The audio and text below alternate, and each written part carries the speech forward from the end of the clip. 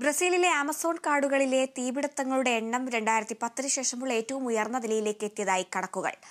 ചൂടുള്ള വായുവും വരണ്ട സസ്യങ്ങളും കാരണം തീ വേഗത്തിൽ പടർന്നു പിടിക്കാനുള്ള സാധ്യതകളും റിപ്പോർട്ട് ചൂണ്ടിക്കാട്ടുന്നു. എൽ നിനോ എന്നറിയപ്പെടുന്ന കാലാവസ്ഥ വ്യതിയാനം മൂലം കഴിഞ്ഞ വർഷത്തെ മഴ വളരെ വൈകിയാണ് പെയ്തത്. വൈകി വന്ന മഴ വളരെ ദുർബലമായിരുന്നു. ഇതാണ് വലിയ വളർച്ചയ്ക്ക് കാരണമായത്.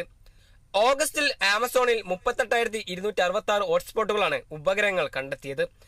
2010 ശേഷം ഏറ്റവും വലിയ അഗ്നിബാധയാണ് ഉണ്ടായിരിക്കുന്നതെന്നാണ് ബ്രസീലിലെ നാഷണൽ ഇൻസ്റ്റിറ്റ്യൂട്ട് ഫോർ സ്പേസ് റിസർച്ചിന്റെ ഡാറ്റകൾ പറയുന്നത്. ഈ മേഖലയിലെ തീപിടുത്ത ഹോട്ട്സ്പോട്ടുകൾ കഴിഞ്ഞ മാസം 2 പതിറ്റാണ്ടിലെ ഏറ്റവും ഉയർന്ന കണക്കുകളിൽ എത്തിയതോടെയാണ് ഓഗസ്റ്റിലെ ഡാറ്റ 14 വർഷത്തെ ഏറ്റവും ഉയർന്ന കണക്കിലേക്ക് എത്തിയത്.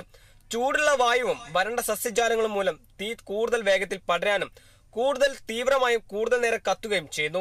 വനനശീകരണം മഴക്കാടുകളിലെ മഴയും ഈർപ്പവും ഉൽപ്പാദിപ്പിക്കാനുള്ള കഴിവും കുറയാൻ കാരണമായി. കാലാവസ്ഥ വ്യതിയാനത്തിനും എൽ നിനോയ്ക്ക് പുറമെ മനുഷ്യർ ഉൽപ്പാദിപ്പിക്കുന്ന ഭൂവിനിയോഗത്തിലെ മാറ്റങ്ങളും തീപിടുത്തം വർദ്ധിക്കുന്നതിൽ പ്രധാന പങ്ക് വഹിക്കുന്നുണ്ടെന്ന് റിപ്പോർട്ടുകൾ പറയുന്നു.